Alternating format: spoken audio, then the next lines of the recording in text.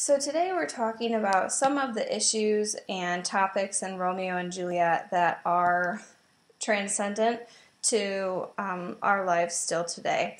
And the first one we're going to talk about is how sometimes there's such a disparity between what parents believe and what children believe that it's common to hear the phrase, "you just don't get it."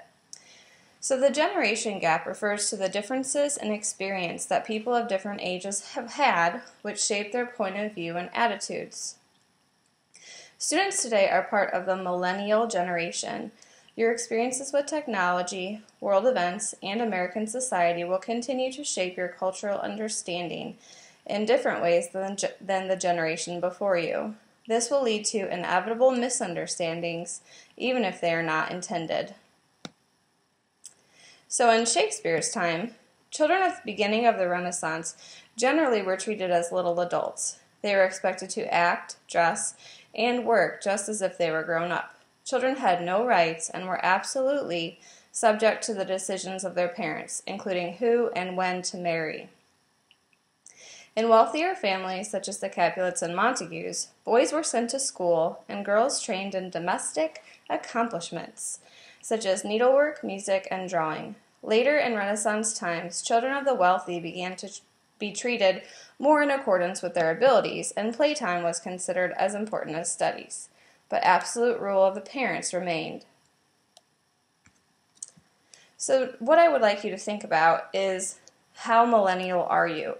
And in order to do that, I want you to go to Google, and I want you to do a search for millennials. Just type it in.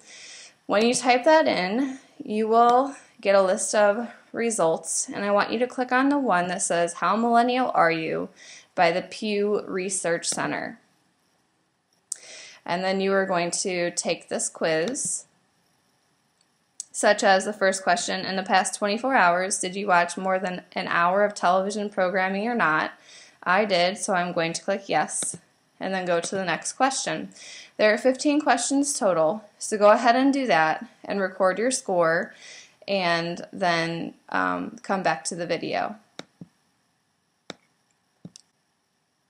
So another topic that we're going to talk about is male versus female roles in society, and this has long been discussed throughout history. Society's expectations of boys and girls are usually always different. Queen Elizabeth I, the ruler of England in Shakespeare's time, always had to defend her extraordinary ability to run the country, since women were not expected to be capable of leadership. So in Shakespeare's time, perception of males, natural capacity for learning and rational thought. So as a result, the school day lasted from 6 a.m. to 5 p.m. Males were expected to be leaders in society, therefore politicians and rulers were usually male. Males were expected to be physically strong, so noble boys schooled in swordplay, horsemanship, etc. And they were expected to be dominant over a wife and children, so the father's rule prevailed in the household.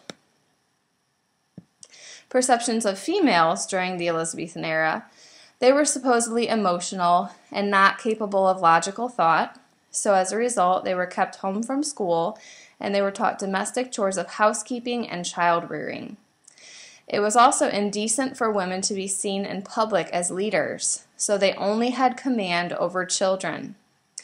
Women should be beautiful for others to enjoy, is what they thought, so beauty regimens were proposed, and women were supposed to be submissive to the husband's or father's rule, so they really had no rights as an individual citizen. Sounds awesome, right, ladies? As you can see, the way boys and girls are treated has changed greatly, but boys and girls are still different from each other and are still subject to opposing expectations. And as I was searching the internet, I came across this really interesting video about gender roles and how they apply to education. So we're going to listen to that now. Break at Kenyon College in Ohio. Peaceful and quiet. No hint of the firestorm of a few years ago when the dean of admissions said the unthinkable. College girls are doing a lot better than boys. Gender politics are alive and well in this country, let there be no doubt. Dean Jennifer Delahunty laid it all out in a 2006 opinion piece in the New York Times. exposing the widening gap in achievement.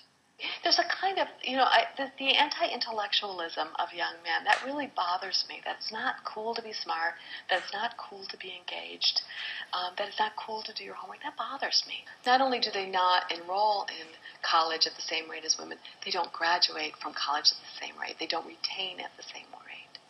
The numbers don't lie. Male college enrollment has been sliding for more than 4 decades, and it's expected to just get worse. So people are worried, like, where are the boys going? Are they disappearing? Why are they failing? There's a whole boys crisis conversation.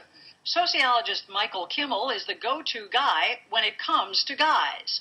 25 years ago when I started, I would ask the women in my classes, what does it mean to be a woman? And they would say, well, you have to be nice and pretty and smart and smile a lot. And you ask them now, and you know what they say? I can be anything I want. I can do anything. And you ask the guys, what does it mean to be a man 25 years ago? John Wayne. Now, Arnold. Hasta la vista, baby. Boys aren't saying hasta la vista to these outdated He-Man ideas, but sadly, many are saying it to education. Boys think that academic disengagement is a sign of masculinity. The less you can do in school, the less connected you are, the less interested you are, the more manly you are. Okay, so what I would like you to do, because I can't show you this whole video since I wouldn't be able to upload it on YouTube that way, is to go to this website up here, type this in. It's a CBS News video called As Gender Roles Change, Are Men Out of Step? And go ahead and finish watching that video and then come back to our video. So another thing we're going to talk about is beliefs. How people should behave is an important topic to many people. In Shakespeare's time, Elizabethans had strict codes of behavior, for instance, the honor code. One could be challenged to a duel over a perceived lie, a physical hurt, or an insult in even the slightest degree to one's honor. Any difference of opinion could be perceived as an insult. Of course, just like in modern times, differences went way beyond the personal as well. One interesting thing about Romeo and Juliet is that it is never explained exactly why the Capulet and Montague families are fighting, but they are described as having equal status in Verona society, and that an ancient grudge has continued to give rise to violent conflict. What could have possibly happened to begin this feud? So we're going to look at modern times and opposing beliefs. So politics. Why are politics a problem? Highly opposing visions of the way society should be run tend to clash.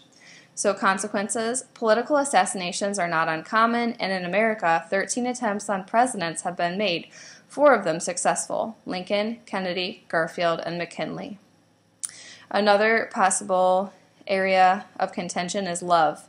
Have you ever looked at someone's boyfriend or girlfriend and said to yourself, I just don't understand what she sees in him? Consequence, families can be split up over approval or disapproval of in-laws.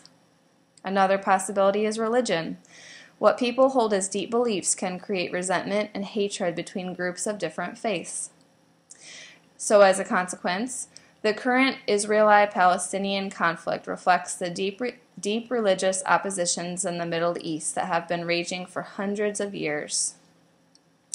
Another one is art. Artistic expression represents human emotion, actions, and opinions, as well as color, line, and form, and can easily be interpreted in a variety of positive or negative ways. So, consequently, artist Michael Dickinson is currently facing up to 3 years in a Turkish prison for portraying the Prime Minister of Turkey as a dog. And equality. The injustices and privileges that governments bestow upon people they govern continue to affect different ethnic, racial, and political groups.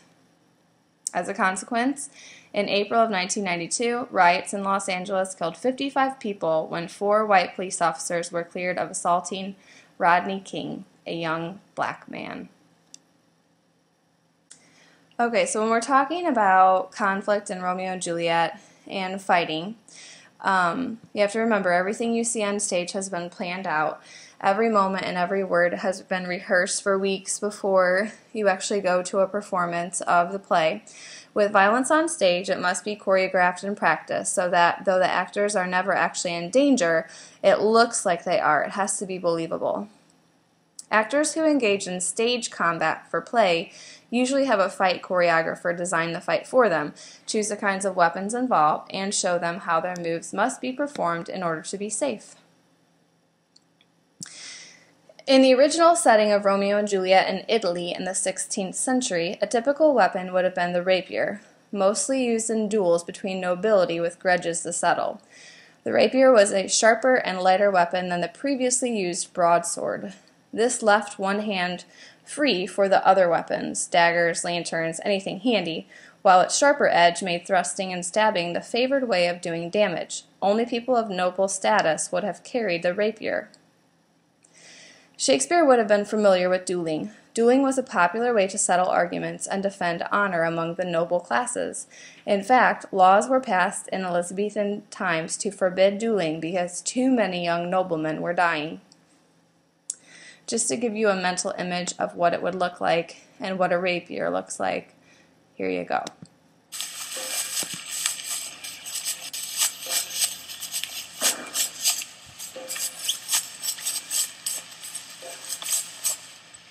I can't let you escape.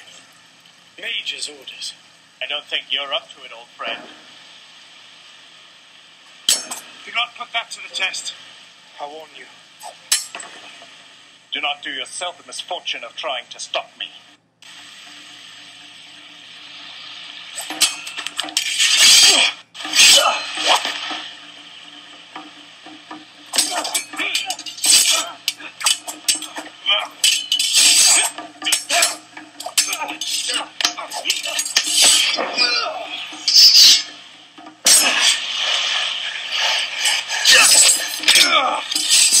Okay, so you get the point. That's dueling with rapiers.